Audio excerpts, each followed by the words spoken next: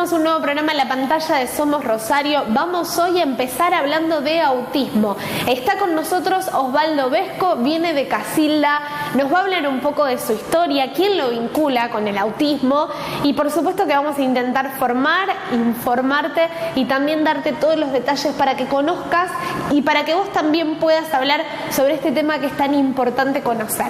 Y además vamos a recibir a Sergio Aladio, el secretario general del Sindicato de Camioneros, para dialogar. A comienzos de año nos contaba acerca de la gestión, lo que se iba a hacer, lo que estaba en tratamiento. Bueno, ahora sí, vamos a hablar de balances. Te vamos a contar qué se hizo, inauguraron la nueva mutual, así que vamos a hablar de eso y de la fiesta, porque el próximo 14 de diciembre reúnen a gente de todo el país en el Hipódromo de Rosario con la presencia de Banda 21, de Karina, de Tarjeta Roja y con muchísimas sorpresas. Bueno, Sergio está hoy para contarnos todos los detalles. Tenemos música en Somos Eco también, hay una banda que tiene una presentación muy próxima, así que los vamos a recibir a ellos y por supuesto, como siempre, tenemos las recomendaciones de Laura Canduso, nuestra licenciada en nutrición. Nosotros ponemos primera, arrancamos, agradecemos como siempre a Nola Indumentaria por vestirme, a Calu que siempre está allí presente, a Vanina de Morgana y a Excel Boutique que nos acompaña. Arrancamos, tenemos un gran programa pensado para vos.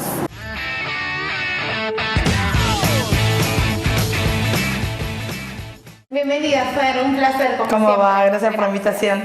Venir en el después, ¿no? Post elecciones, después de mucho trabajo. Antes te preguntaba por qué era lo que había que hacer, qué pasaba previo a las elecciones. Ahora te pregunto cómo te sentís después de los resultados. Y la verdad, contentos, satisfechos, difónica, después de todo un proceso electoral, pero contentos de que el objetivo principal, que era renovar la banca en el Consejo, se dio. De hecho, el 4 de diciembre vamos a estar asumiendo nuevamente.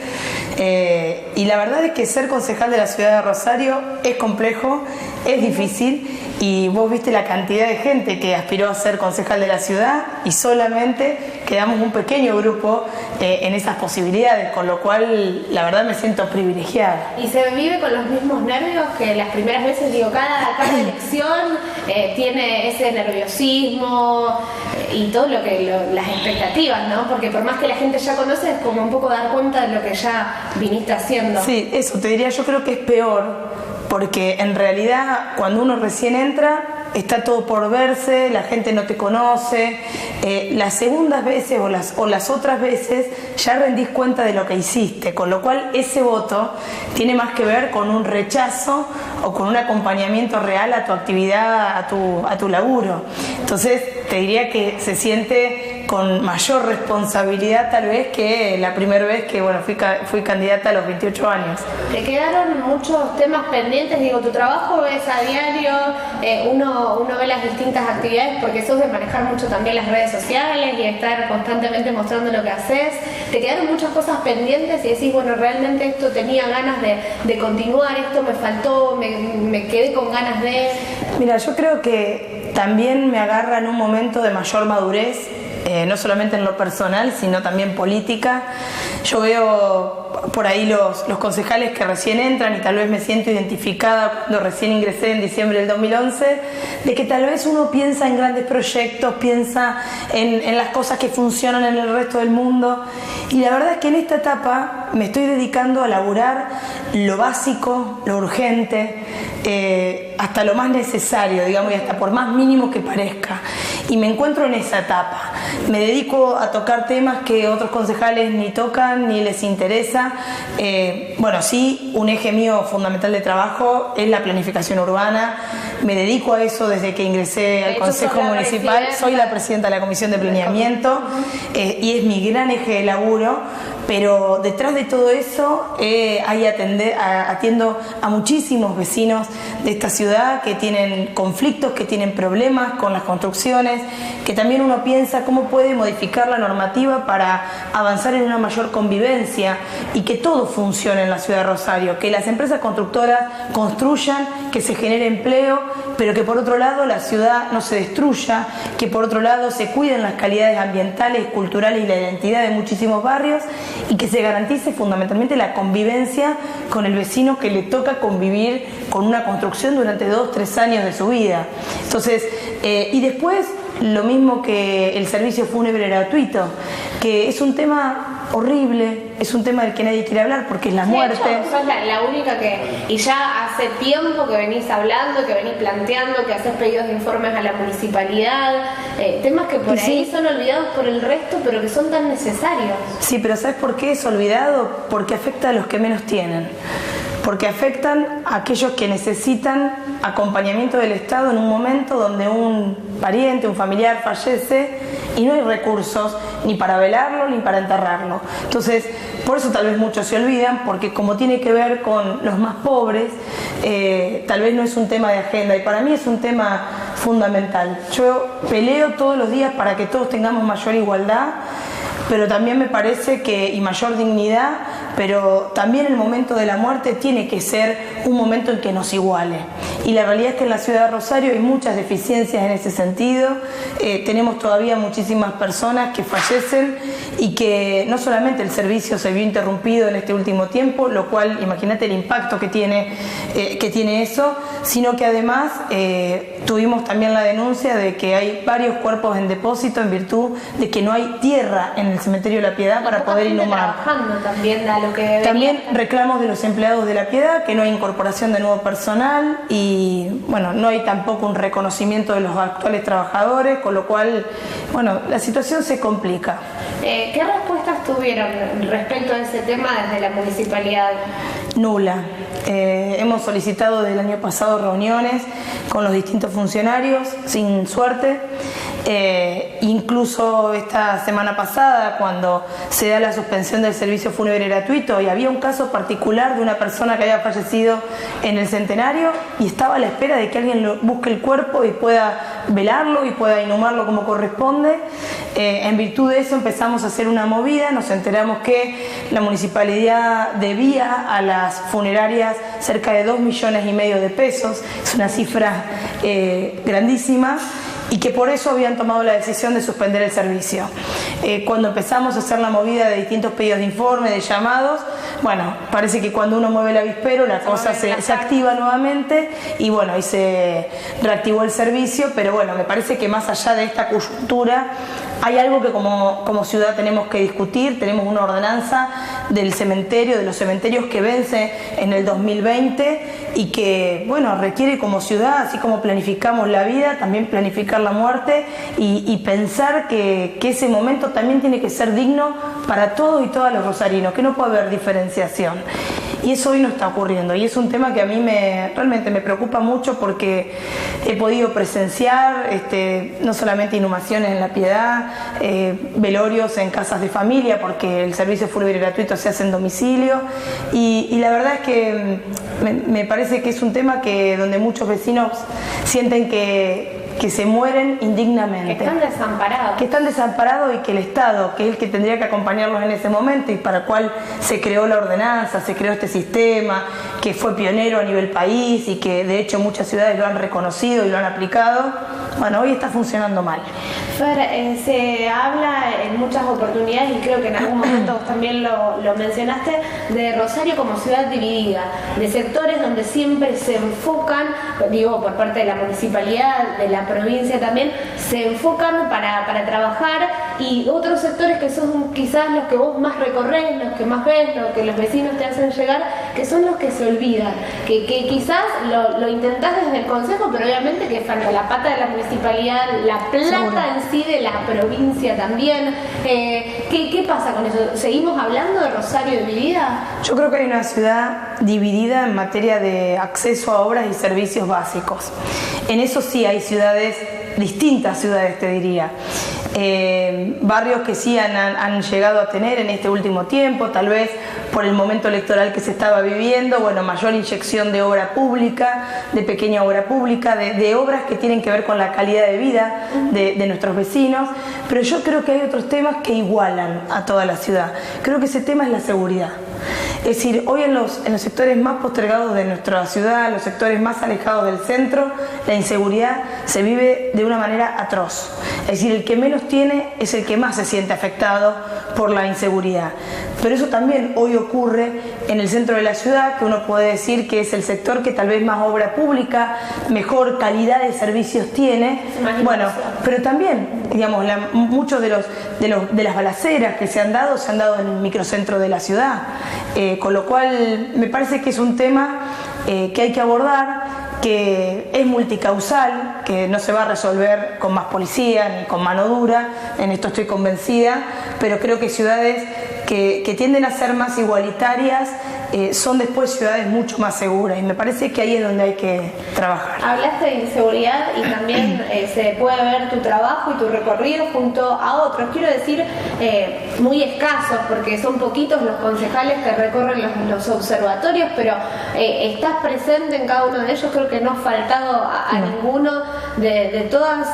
Primero, para que le cuentes a la gente de qué se trata este observatorio. Quizás hay barrios donde no se enteraron, no saben y hasta pueden solicitarlo, pero has acompañado mucho ese tema desde el lugar, con los propios vecinos, hasta con algunos efectivos policiales. ¿Cómo viven y en qué creen que pueden llegar a modificar y a colaborar respecto a la inseguridad que hay en Rosario? Bueno, los observatorios de seguridad surgen por ordenanza, y la idea de esos observatorios tenían que ver con juntar en un mismo ámbito a los vecinos, a los concejales que formamos parte de la Comisión de Seguridad, a las autoridades municipales, a las autoridades provinciales, a representantes del Ministerio de Seguridad, del Fuero Judicial también, del Fuero Policial también, y entre todos escuchar lo que los vecinos tienen para decir.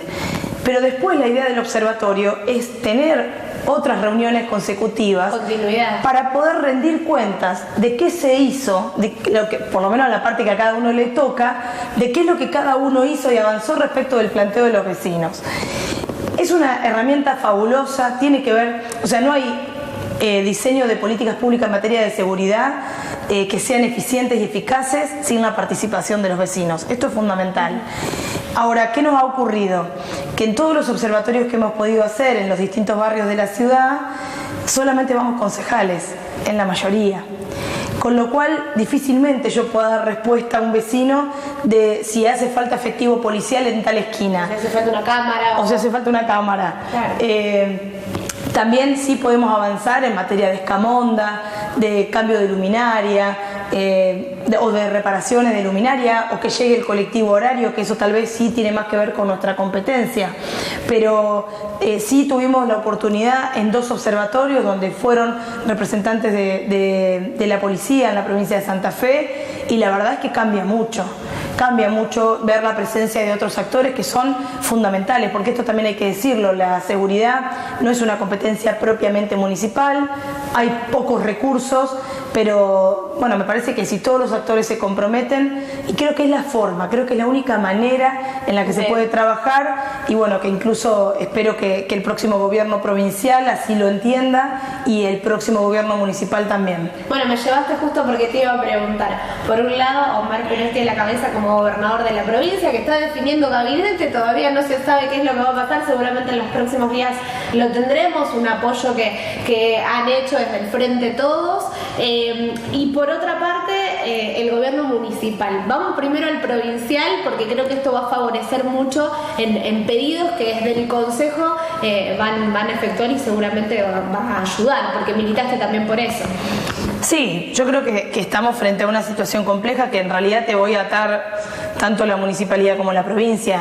O sea, ahora el sector de Pablo Hapkin está descubriendo que están teniendo una municipalidad que está quebrada, que está prácticamente fundida, una municipalidad que no puede llevar adelante obras y servicios con fondos propios, y esto es algo que nosotros venimos denunciando desde hace mucho tiempo, porque cada vez que analizábamos el presupuesto municipal observábamos que los fondos específicos que eran destinados, por ejemplo, a pavimento, se subejecutaban y esas partidas iban no a las obras que tenían que hacerse, sino a tapar el déficit que tenía la Municipalidad de Rosario.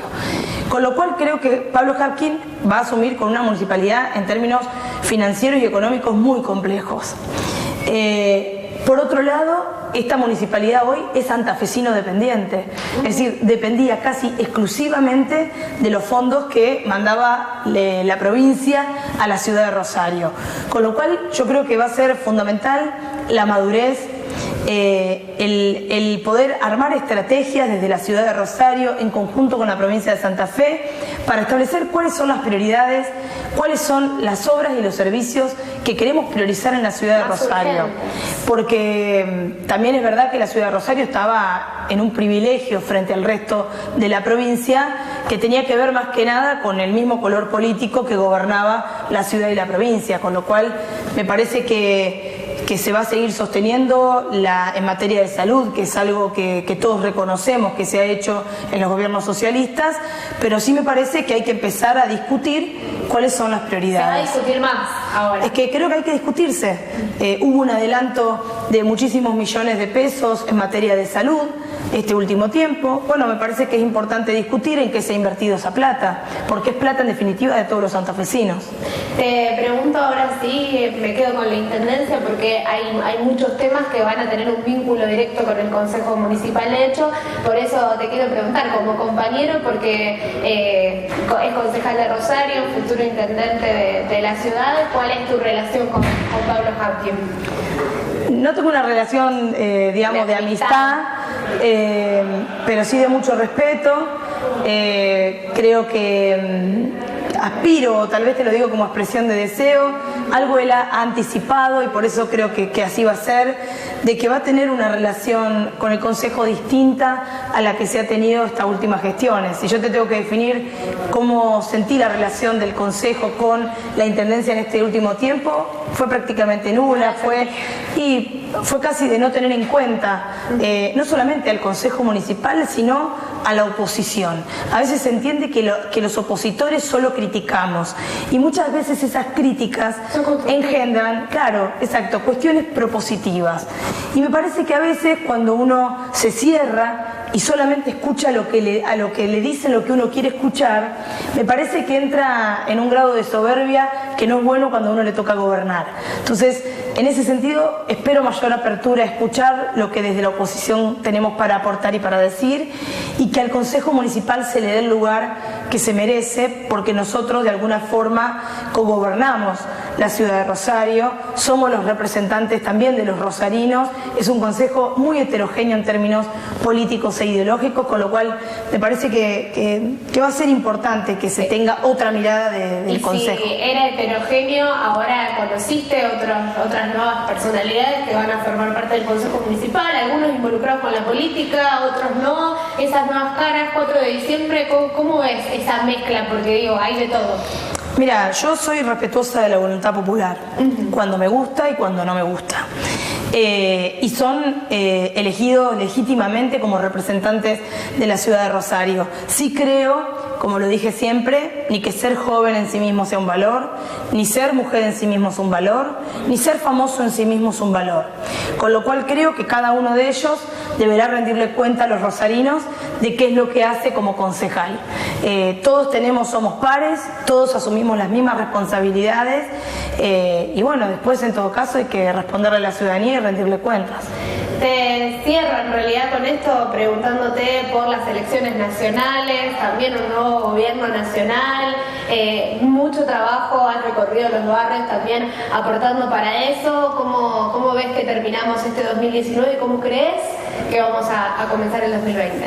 Mira, la verdad es que es un fin de año complejo, uno ve todo el mapa de América Latina, ve lo que está ocurriendo en Chile, lo que está ocurriendo en Bolivia, y eso me preocupa muchísimo, pero además lo que sí me pone contenta, más allá de todo ese escenario que es triste y preocupante, es que la Argentina no cayó en una sintonía similar a la de Chile o a la de Bolivia, porque pudimos ir a elecciones y porque la gente pudo depositar su bronca y su enojo en la esperanza de un nuevo gobierno. Y eso hace que uno lo sienta en la calle. Yo creo que lo que percibo yo lo puede percibir cualquiera de todos ustedes, que hay mayor tranquilidad. Más allá de que se sabe de que nada va a ser magia, de que las soluciones no son mágicas, que no se va a resolver todo de un día para el otro, una situación muy compleja en la que nos deja el gobierno macrista, pero que hay esperanza de que hay un proyecto de país distinto que sea mucho más inclusivo. Y nada, me pone muy feliz, la verdad, a ver que la Argentina haya podido dar un punto final en este sentido a políticas neoliberales que tanto daño causan, que tanta hambre causan, tanta pobreza causan. Y me parece que el aprendizaje que tenemos que tener hoy como argentinos es que al neoliberalismo no volvamos nunca más. Es decir, que podemos tener matices, podemos tener diferencias, se puede cambiar de gobierno permanentemente, pero siempre pensando en una mirada mucho más inclusiva de los argentinos. Fer, como siempre te agradecemos, no te voy a pedir deseos de fin de año y demás porque la vamos a volver a invitar antes que cerremos, pero agradecerte y lo mejor en este próximo 4 de diciembre que vas a asumir nuevamente, y creo que es el compromiso y también la respuesta que le vas a dar a muchos que depositaron su voto de confianza. Así que, bueno, gracias a ustedes por estar siempre. ¿Una canción para cerrar? Una canción para cerrar. La que te gusta escuchar. Bueno, a mí me gusta de No te va a gustar, pero no sé cómo se llama, la de Mariana. No hay dolor se llama. Digo, para esto de que veníamos hablando. Me gustó. Quería preguntarle, porque estás por cumplir años, falta muy poquito. Sí. Haces un encuentro con tu gente, la más querida. Sí, junto a todos, junto a amigos de toda la vida, a familiares, junto a compañeros de militancia, y hacemos un gran festejo. Y la verdad que va a ser un año distinto. Creo que ahí hay una mezcla de cierre de año, de estar contentos por los objetivos logrados y un año, como te decía, también de un cambio de gobierno que sabemos que nos va a hacer mejor a todos. Y para tomar mucha fuerza, porque se vienen 4 años de trabajo intensos, así que lo mejor seguramente está por venir. Gracias como siempre, nosotros nos vamos, me pidió ella con No te va a gustar, seguro lo cantas. Ya no hay dolor. Gracias. Nadie, pero me di cuenta que pudo ser peor, que no fue para tanto. Ya no hay dolor, ya no duele y no va a doler.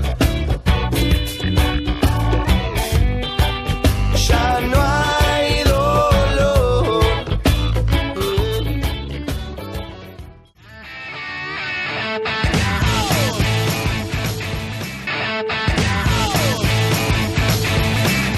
Bienvenida, Laura. ¿Cómo estás? Muy bien, muy bien. Yo vengo siempre y recomiendo que en este momento tomes nota, porque seguramente te vas a llevar un montón de tips que te van a ayudar para vos, para tus hijos, para toda la familia, porque es lo que siempre intentamos hacer, Laura. Exacto, conceptos básicos para que puedan utilizar en casa. Y preocupa un poco los resultados que ha dado la encuesta nacional de nutrición respecto a este incremento tan notorio de personas que padecen obesidad. Se nota cada vez más esto, ¿no? Sí, el porcentaje, los resultados que arrojó la encuesta es muy alto, es alarmante, ¿sí? Está relacionado con el mal consumo alimentario, ¿sí? Independientemente del estrato socioeconómico.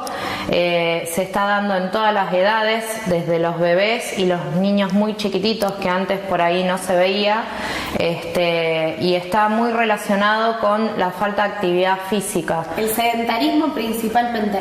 ¿Tiene que ver esto, quizás, y casi que lo digo como un acierto, con este tema de los chicos, la tecnología, que se pasan muchas horas frente al teléfono, muchas horas frente al televisor, la computadora? Antes quizás salían, corrían un poco más, hacían más ejercicio, y pasa también con los adultos. Sí, sí. Primero hay una cuestión de seguridad, en donde el niño ya no está como en otras épocas jugando en la calle, usando la bici. Entonces son muy escuetos los horarios de actividad física, si no va a hacer una actividad, alguna institución, algún club, por ahí en casa no hace nada, está muchas horas frente a alguna pantalla, ya sea la Play, el celular, la tablet, la compu, está muchísimas horas con los dispositivos, entonces se pierde movilidad y por ende aumenta la tasa de sedentarismo. ¿Qué pasa cuando a un papá o una mamá le explican que la criatura está excedida de peso? ¿Es más difícil hacer dieta con los chicos? Es más difícil porque no entienden fácilmente el concepto del cuidado personal. Hay que ir explicándoselo con mucha cautela, sin dañar el autoestima del niño, ¿sí?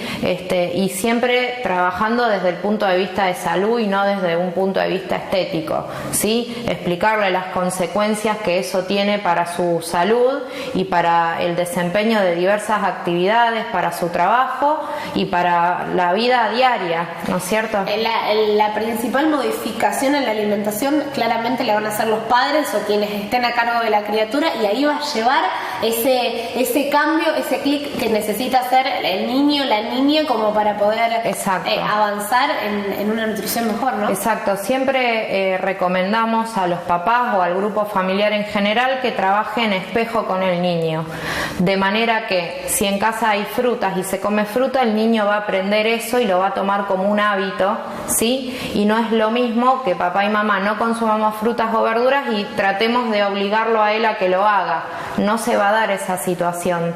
Lo mismo el tema de las gaseosas o los snacks salados, explicarle que son para determinados eventos, para determinadas situaciones y no un consumo diario, ¿sí? Tratar de acompañarlos en el colegio con el uso de una cantina saludable, un kiosco saludable, o mandarle la vianda ya desde casa.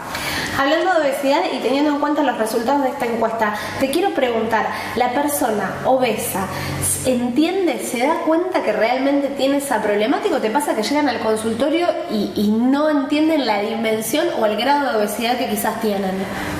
Muchas veces está, digamos, sobrevaluada la gravedad, o sea, saben que hay un problema, pero cuesta afrontarlo. Ya cuando empiezan todas las complicaciones y las comorbilidades como diabetes, hipertensión, problemas y afecciones cardiovasculares, ahí empiezan a comprender. Pasa que ya el tiempo es un poco más limitado para trabajar. Y de hecho, con todas estas enfermedades que quizás trae la obesidad, genera que también sea dificultoso para generar ese plan alimentario, ¿no? Exacto. Van con modificaciones. Antes la obesidad, el sobrepeso era catalogado como un factor de riesgo. Hoy, de acuerdo a los resultados de la encuesta, la obesidad es una enfermedad porque tiene un montón de complicaciones.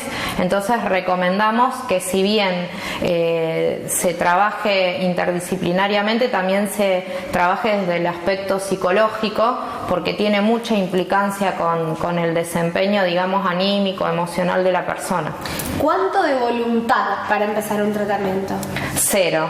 Yo le voy a dar las herramientas como para incentivar al cambio de hábitos. Siempre es momento, no hay que esperar al verano o a un mes determinado o 15 días antes de la graduación venir y decirme hay cosas para hacer, pero siempre se recomienda que el cambio de hábito lleva su tiempo. Es cambio de hábito, no es que esto me va a durar de acá al verano y después, no, se puede lograr esa continuidad y ese aprendizaje. Es un aprendizaje que aparte te permite a vos mantener una buena salud, desempeñarte normalmente en tus actividades físicas, laborales, los hobbies, y te sentís mucho mejor porque estás en armonía, digamos, con el cuerpo. Siempre digo, y nosotros de hecho hicimos un programa especial contándoles que esta era la mejor época del año porque hay muchas frutas, hay muchas verduras y esta variedad, que hasta en algunos casos puede resultar económico porque puedes elegir la fruta de estación. Sí, es mucho más económico, hay muchas ofertas, es mucho más fácil, no hay que estar trabajando tanto en la cocina, no hay que prender el horno, es mucho más didáctica la cocina de esta época. Tiempos, porque la gente dice, pero hacer dieta realmente es que me lleve mucho tiempo, no tengo tiempo para cocinar, trabajo, no estoy en casa, ¿es excusa? No, hay cosas para hacer muy fáciles. El tema es organizarse, planificar, que eso por ahí lo trabajamos en el consultorio la primera semana y después ya enganchan y es muy práctico y muy llevadero. Cualquier consulta que te quieran hacer, lo pueden hacer, estás en redes sociales. En redes sociales, Instagram, Facebook, buscan licenciada Laura Canduso, y se pueden contactar también por la web, ahí están los teléfonos y la dirección del consultorio. Y como siempre les digo, tenés los tips ahí mismo como para tener, por ejemplo, alguna merienda saludable, algún desayuno saludable, ahí vas a encontrar todo lo que buscas. Nos vemos la próxima semana. Nos vemos, Euge. Muchas gracias.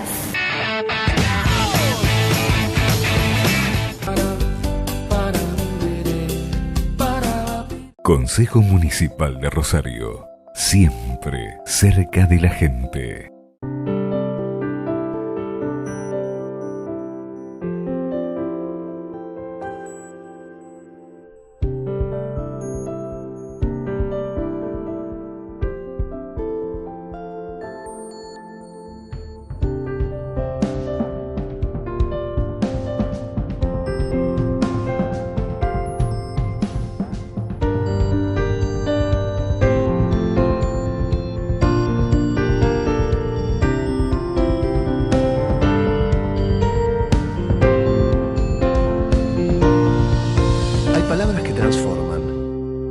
Cámara de Diputados de la provincia de Santa Fe. El diálogo transforma. La Municipalidad de Rosario y el Centro Unión de Almaceneros te siguen acompañando con precios justos para que puedas cuidar tu bolsillo y el de tu familia. Esta sexta etapa se extiende hasta el 15 de septiembre con más de un centenar de productos seleccionados. Además, el Banco Municipal de Rosario se suma al programa. Todos los días miércoles con las tarjetas de crédito hay una promoción de 20% de descuento que abarca a los comercios pertenecientes a la cadena del centro. Consulta los comercios adheridos en rosario.gov.ar o baja la aplicación Precios Justos en tu celu. Más que nunca, cerca tuyo. Municipalidad de Rosario.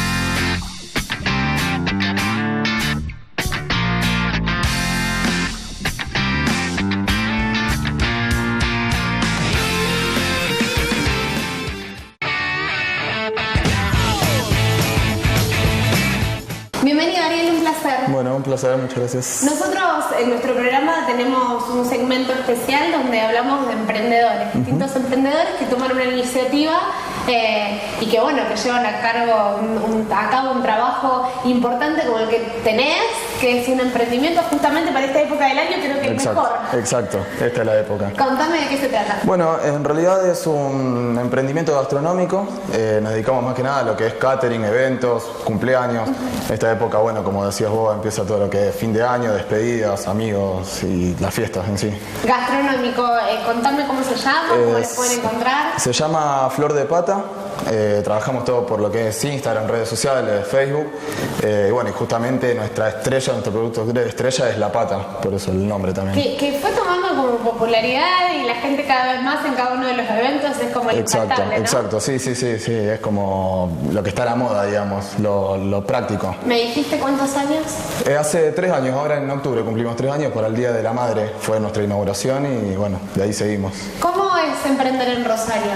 Bueno, en realidad es muy bueno, en realidad yo creo que es una de las pocas ciudades o provincias, no desconozco digamos a nivel provincial, pero que permite esto, que en realidad puedas tener un nombre, puedas hacerte, vamos a decir famoso, no es famosa la palabra, pero como que puedas tener una trayectoria dentro de un negocio chico, vamos a decir, un emprendimiento. Que hoy ayuda muchísimo el tema de las redes sociales, el saber cómo generar cierto contenido para que la gente del otro lado entienda qué es lo que tiene para ofrecer. Exacto, ¿no? Fundamental, esa es nuestro 100%, 90% de comunicación en realidad. Yo tengo una clientela bastante fija, que tenemos un nombre y todo, pero sí, el 90% es eso, son redes sociales, contacto. Bueno, me hablabas de servicio de catering, contame cuáles son las distintas propuestas que tienen, o cuáles son las perlitas de este emprendimiento. Bueno, la estrella es la pata, que tenemos así desde 10 a 100 personas más, es como la estrella, por aparte la cocinamos de toda una manera especial, muchas horas, entonces a la gente le interesa mucho eso.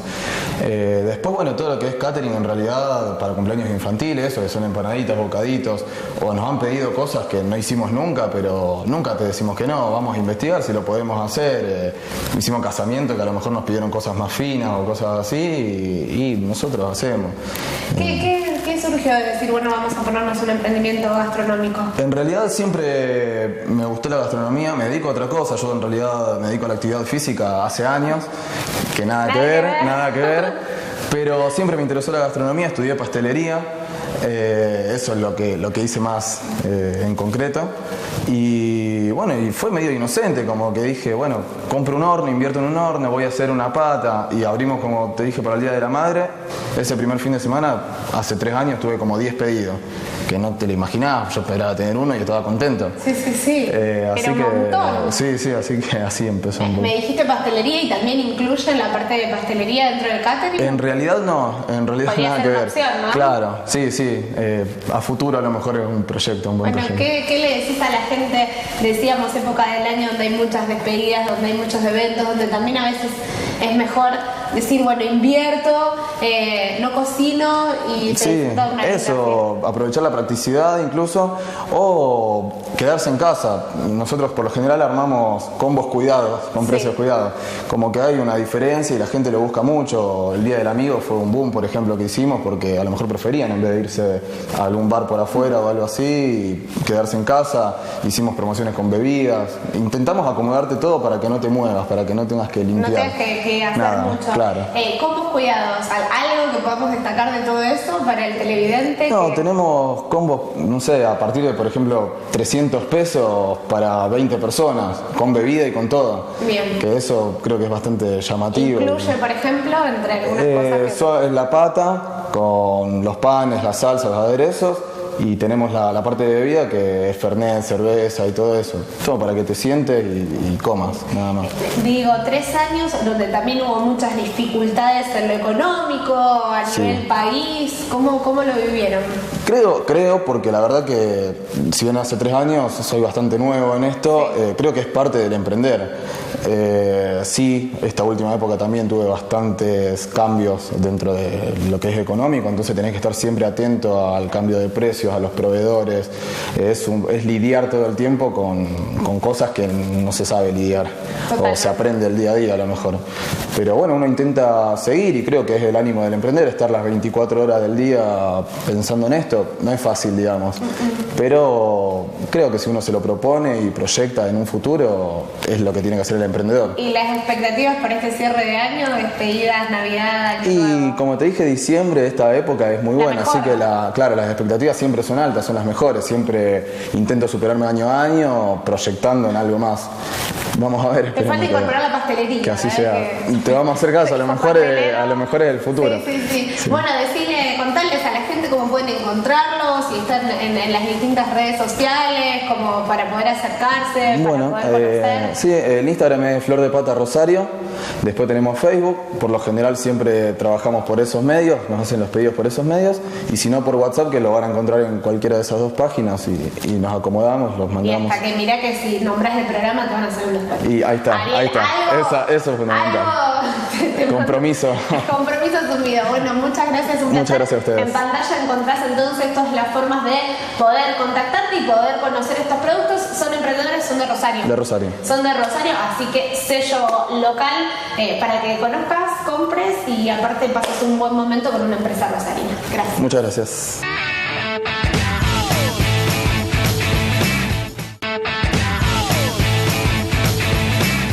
Bienvenido, Alberto, ¿cómo estás? ¿Qué tal, Eugenia? ¿Cómo estás? Bien, muchas gracias por haber venido a contarnos, a informarnos y también a que la gente del otro lado pueda entender un poco lo que sucede con nuestro país desde tu experiencia, tu trabajo y tu conocimiento de historia. Primero quiero consultarte acerca del resultado de las elecciones. Estamos en un momento de cambios, en una transición. ¿Cómo la analizás? ¿Cuál es el análisis que se hace? Bien, el resultado de las últimas elecciones en Argentina eran, en términos generales, esperados para mí respecto a estos últimos 4 años de gobierno del presidente Macri, que fueron, en consideraciones generales, económicas y sociales, se puede decir que simplemente desastrosos, en comparación con lo que había ocurrido años anteriores, que tal vez con las críticas correctas o no frente al gobierno anterior, los niveles de pobreza, endeudamiento, de pauperización de los trabajadores cayeron en un abismo en este periodo del macrismo. Por lo tanto, la fórmula que sintetizó Alberto Fernández, que fue una sorpresa para todos, y Cristina Fernández de Kirchner, logra la cantidad de votos que logra, casi 49% de los votos, con una diferencia importante respecto al presidente. Eso era, creo que la mayoría de los analistas pensaban que podía pasar. Incluso después de las PASO, con una diferencia de 20 puntos, muchos pensaron que esa diferencia se podía sostener en este esquema eleccionario general, pero no se sostuvo porque entran otras consideraciones generales, políticas, sociológicas, culturales, con lo cual el gobierno de Cambiemos logra la candidatura de Macri Pichetto, logra sacar casi un 40%, que es una porción alta de la población, que retrotrae a la historia de la Argentina de peronismo antiperonismo, popular antipopular. Por lo tanto, es una elección que se esperaba que eso iba a pasar. Creo que hay que destacar algo importante. Creo que decía que hubo un gobierno de 4 años del presidente Macri que no acertó en ninguna política económica ni social. En realidad no acertó, no porque fuera el mejor equipo de los últimos 50 años, como decían ellos, no porque no fueran inteligentes o formados, sino que el proyecto era otro, era un proyecto de país para pocas personas, en lo que se denomina comúnmente el neoliberalismo, y ese neoliberalismo, que también da vuelta por América Latina, terminó fracasando rotundamente. Un dato importante a tener en cuenta para ver el fracaso de la gestión de Macri y la expectativa que había en la sociedad argentina respecto a una nueva gestión, es que en general los oficialismos tienen la posibilidad o tienen condiciones de posibilidades para ser reelecto, porque manejan el gobierno, el aparato estatal, etcétera, etcétera. Se ha dado con Lula, se ha dado con Rafael Correa, se ha dado con Cristina Kirchner, se dio incluso hasta en signos no de izquierda o de centro izquierda, como Uribe o Santos en Colombia. Es decir, generalmente los oficialismos tienden a ganar. En este caso no. Esta es una excepción que se ha dado de manera histórica en Argentina. Acá el oficialismo, si uno se retrotrae a Perón en la primera y segunda presidencia, se retrotrae a Carlos Menem en su primera y segunda presidencia en los 90 y a la misma Cristina Kirchner, siempre fueron reelectos. El fracaso de la política económica y la política en general del macrismo y de este régimen tiene que ver con que no pudieron ser reelectos. Vamos a conectarlo también porque me parece que además es tan importante todo lo que está pasando Chile, Bolivia y todo esto que genera miedo y hasta incluso desconocimiento en algunos sectores de saber qué es lo que pasa y qué es lo que va a pasar, ¿no? ¿Cómo podemos analizar esta situación de ambos países? Son dos fenómenos diferentes, pero ambos tienen que ver con intereses comunes en el caso, o denominadores comunes, mejor dicho, que tiene que ver con el neoliberalismo que se aplica en Chile y con una política de Evo Morales que precisamente estuvo en contra de este neoliberalismo. Dos casos diferentes, decía, porque en el caso de Chile, que fue tomado como modelo en general por los conservadores y liberales de Latinoamérica, fue tomado como modelo por muchos comunicadores, por muchos politólogos en Argentina, que Chile era el sueño a aspirar por la Argentina, demostró y se partió en 1000 pedazos que no era así. Chile es una sociedad desigual desde hace mucho tiempo, que fue ratificada y cristalizada durante el periodo pinochetista. En Chile la desigualdad es muy grande, la educación no es pública, es básicamente privada, se endeudan los estudiantes para egresar, es decir, el salario había bajado mucho en los últimos años. Los índices macroeconómicos, a lo mejor en términos de PBI y de costo fiscal, serían alto el PBI, bajo el costo fiscal, pero la población no había una distribución de la riqueza riqueza. Este aumento, como pasó también en Ecuador, con Lenín Moreno, el aumento del transporte fue un disparador para toda una rebelión social, pero no fue el aumento, no fueron como dicen muchos, los 30 pesos, sino los últimos 30 años. Y Chile vive una situación muy particular, también un gobierno de centro-derecha, básicamente que quieren aplicar un modelo neoliberal para pocos, y eso ha hecho eclosión y el pueblo chileno se sigue manifestando en función de reformas, que es lo que están pidiendo. El caso boliviano es diferente. Lo primero que hay que decir del caso boliviano es que fue un golpe de Estado, de manual, clásico, de la Guerra Fría, característico de la Guerra Fría. No se reconocía como tal. No, todavía hay comunicadores, todavía hay hasta sectores políticos. El gobierno argentino, de una manera vergonzante, en mi opinión, el canciller argentino, el mismo presidente Macri, no reconocen el golpe. Este es un golpe de Estado independiente, un golpe de Estado clásico, un golpe de Estado con todas las características, con fuerzas armadas. Como eso te iba a preguntar, ¿cuáles son las características fundamentales que lo definen? Primero hay que afirmar que es un golpe de Estado. Con el tiempo, las ciencias sociales, las disciplinas, la politología, las disciplinas afines delimitarán los conceptos, categorías analíticas, pero es un golpe. Un proceso democrático fue interrumpido. Las Fuerzas Armadas nuevamente aparecen como sujeto político en la realidad boliviana, con esa conferencia de prensa del jefe del ejército diciendo: sugerimos al presidente renunciar. Las Fuerzas Armadas no pueden sugerir a un presidente más allá que contemple algo la Constitución del Estado Plurinacional Boliviano. No puede contemplar con respecto a las Fuerzas Armadas, pueden asesorar al presidente, pero no con una conferencia de prensa para pedirle que se vaya. Esto es como si vos estás en tu casa y viene una patota de 50 personas armadas y te dicen: te sugerimos que te vayas. No tenés opciones. Es decir, este es el uso de la fuerza. Evo Morales, desde el 2006 es presidente, este era su tercer mandato.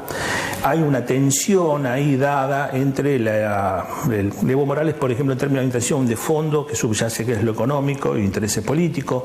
Evo Morales nacionalizó los hidrocarburos, la minería en el 2006.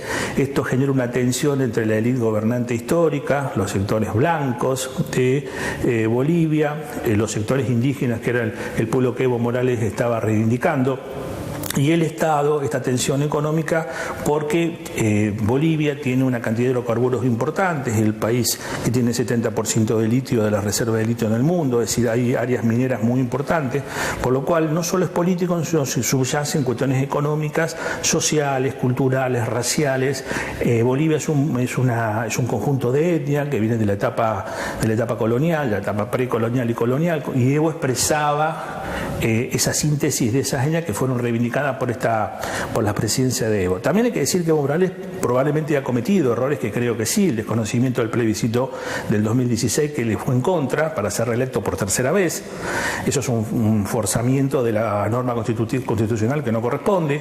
Él termina después siendo, la Corte Suprema lo avala, y en estas elecciones donde él gana por 9 a 10 puntos, que según la Constitución boliviana le permite ser presidente, con un fondo pequeño oscuro, porque hubo una diferencia de 2 puntos que se cortó el escrutinio. Pero estos son excusas. En realidad, por eso digo que hay que afirmar que fue un golpe de Estado pleno y absoluto, y que Evo Morales intentó dar una solución a esto, pero no le fue permitido. Desde el inicio le dijeron que se fuera. Y esto del inicio, digo que dijeron que se fuera, él propuso nuevas elecciones, no se las aceptaron. Al mismo tiempo propuso otros actores políticos que interpretamos que no sería él nuevamente candidato, no se las aceptaron. Es decir, además la insubordinación de la policía, y esto que decía antes de que el ejército se plantea como sugerencia que se vaya. Es decir, más allá de los errores que probablemente Evo Morales y el MAS, el movimiento al socialismo que él representaba, cometieron, no corresponde que esto sea un obstáculo para seguir el proceso democrático de nuevas elecciones. Y una cosa que es importante destacar para verla, que es un golpe de clásico, de manual, como suele decirse comúnmente, yo digo tipo Guerra Fría, parece una película incluso, esto puede salir un guión para una película, es el periplo del avión que lo saca de Bolivia y lo lleva a México. En ese periplo del avión, el recorrido del avión, ahí vemos cómo los países como Brasil, Perú, Ecuador, le autorizan y le niegan pasar por su territorio. Eso es muy obvio, no hay que estar en el entramado fino para darse cuenta de que había presiones de Estados Unidos para que no pasaba. Con lo cual, no quiero entrar en teorías conspirativas, pero yo creo que Evo salva su vida, como él dice, cuando llega a México. Estábamos ante la posibilidad de un magnicidio. Es decir, la situación social en Bolivia era muy compleja. El mismo Evo Morales reconoce que un miembro de su equipo de seguridad le dice que le habían ofrecido $50.000 para que dejara el lugar libre, con lo cual eso evidentemente había una posibilidad, no hay que afirmarla pero tampoco desecharla, que pudiera ser asesinado.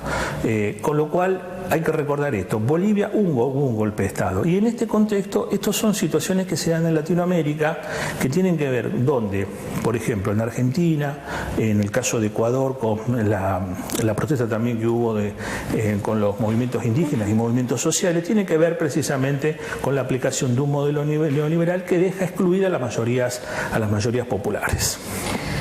¿Qué es lo que se piensa o el balance que se puede hacer de lo que pueda llegar a pasar, digo, en estos próximos meses, y teniendo en cuenta todo lo que ya se vio que fue muy fuerte? ¿En Argentina? No se puede predecir el futuro. Lo que nosotros tenemos son muchas esperanzas de que se reconstituya la economía, el aspecto social y la política en términos generales por el nuevo gobierno que encabeza Alberto Fernández. Claro, no podemos ser futuristas, pero por lo menos... Pero no podemos ser futuristas, pero no podemos saber lo que va a pasar, pero al menos el perfil ideológico, político de esta nueva gestión de Fernández tiene una impronta absolutamente diferente a la que tiene el presidente Macri. Hay un proyecto explicitado en campaña, ratificado por el presidente electo en estos últimos días, de reactivación del mercado interno, de pagar la deuda externa contraída irresponsablemente por este gobierno de una manera negociada, de reactivar la economía en términos de proceso de industrialización, de reactivar las exportaciones, es decir, de atender las demandas sociales, que son muchas y muy graves. Yo tengo esperanzas y creo que hay, incluso hasta por el caso de los nombres que podrían ser su gabinete, hay personas idóneas a los efectos de una propuesta y un plan que reactive la economía. Te propongo que cuando ya tengamos el gabinete definido vamos a analizar cuánto pueden llegar a aportar, cuánto no, en qué va a beneficiar, y hacer un análisis como para por lo menos palpitar lo que va a ser el próximo año, que seguramente el 2020, en los primeros meses, vamos a, no sé si notar cambios, pero por lo menos... Esperemos los primeros 100 días, como dicen todos, que hay que darle al nuevo presidente a marzo, abril del año que viene, para ver si es cierto. Con mucho gusto vendremos. Pero por lo menos hablamos del gabinete. ¿Cómo no? Muchas gracias. Gracias, Eugenio.